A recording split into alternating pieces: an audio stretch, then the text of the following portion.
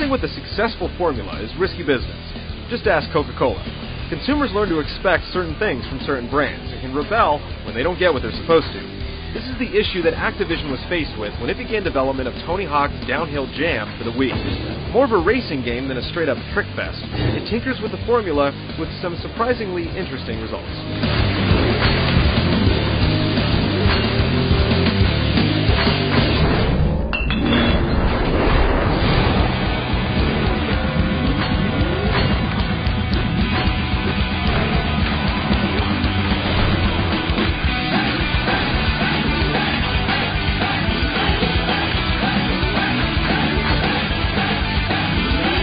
Downhill Jam really only has one lone single-player option, the aptly titled Downhill Jam. You begin by selecting from a group of characters. Tony is the only real skateboarder on the roster, or you can create your own from a fairly robust list of options. From here, you jump on a jam tour in hopes of becoming the downhill champion and unlocking all the content the game has to offer, in the form of boards, characters, and outfits. The story isn't exactly told through compelling cutscenes. Instead, you get text and voice acting tossed in with some real skate footage of Tony and friends getting down. Like many Wii launch games, it's way short on visual trimmings. The one redeemer is the 40-song soundtrack, but even it has a hard time compensating for graphics that barely look as good as the average GameCube game. Aside from the Downhill Jam option, there's a healthy number of multiplayer features, including King of the Head, where only the leader has a head, and the winner is determined by who leads the race for the longest period of time. Indeed, Downhill Jam has been designed primarily as a multiplayer racing game like SSX, versus a standalone, free-roaming skateboarding game. The multiplayer options are varied and fairly entertaining, though don't count on playing them online or having a LAN party anytime soon, as neither feature is an option.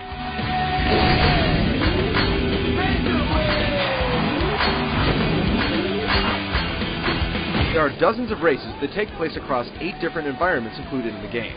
Each course has a handful of different lines to follow that will lead you to some death-defying leaps across incredible gaps, or careening along rails at warp speed.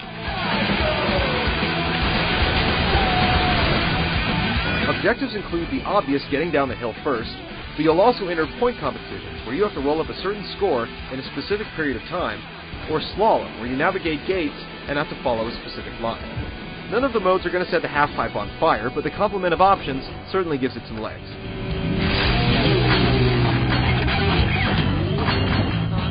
Tricks are a big part of any Tony Hawk game, and it's no different here, though things have certainly been simplified a little. Since there are just 2 easily accessible face buttons on the controller, you'd think that the franchise's notorious complexity would be quelled. But the developers have decided to combine button presses with various Wii remote gestures, which may sound simple, but when you're shooting down a hill at 100 miles an hour, you don't exactly have enough time to get the moves with the Wii remote exactly right.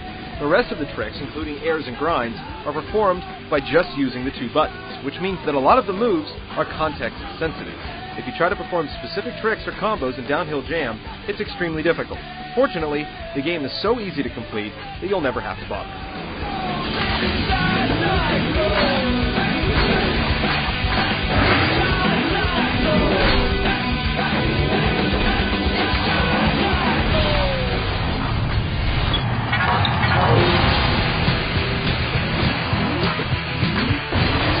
How does a game as fast as Downhill Jam perform with the Wii remote? And the answer is pretty darn good. You turn the remote on its side just like an NES controller and tip it from side to side to steer your rider down the hill. If you turn it too far to one side, you'll experience a dead zone, which can be an issue until you learn how to power slide around turns. Looking good while playing the game is almost too easy. You can mash on the buttons once you've locked onto a rail and reel off trick after trick without breaking a sweat, as the balance meter is far too generous. Riders tend to lock onto predetermined paths down the hill, keeping you from straying too far off course, but limiting the freedom in the process. Bumping into pedestrians and other riders will slow you down, unless you use the attack commands. And there are trick gates scattered along the tracks that will slow down time, allowing you to complete far more moves than you probably should. Not to beat the comparison into the ground, but it's obvious that Downhill Jam has received a whole lot of inspiration from SSX. You get the wacky Generation Y characters and the zone bone meter, which gradually builds as you pull off tricks or knock other riders from their boards. Once maxed, it will catch on fire, and you can shove the Wii remote forward for a turbo boost. can also pull off special tricks by pressing the large A button in the center of the controller in conjunction with the 1 or 2 buttons. The issue here is that accessing the A button is a bit awkward, especially if you're trying to press the 1 or 2 button at the same time. This issue also arises with power sliding, which is yet another feature the A button supplies. Tony Hawk's Downhill Jam is one of those games that can provide a lot of fun, but ultimately leaves you wanting more. The attempt to simplify the controls for just a few buttons has resulted in a game that's far too easy, yet doesn't have the moxie to hold up when it's prodded for death. The Wii controls don't work terribly, but at the same time, Downhill Jam would work just as well using an analog stick. It's a fairly blatant rip-off of the SSX series, but with a pedigree like that, there's no shame in creating an ambitious imitation. It's just too bad that Downhill Jam isn't one of them.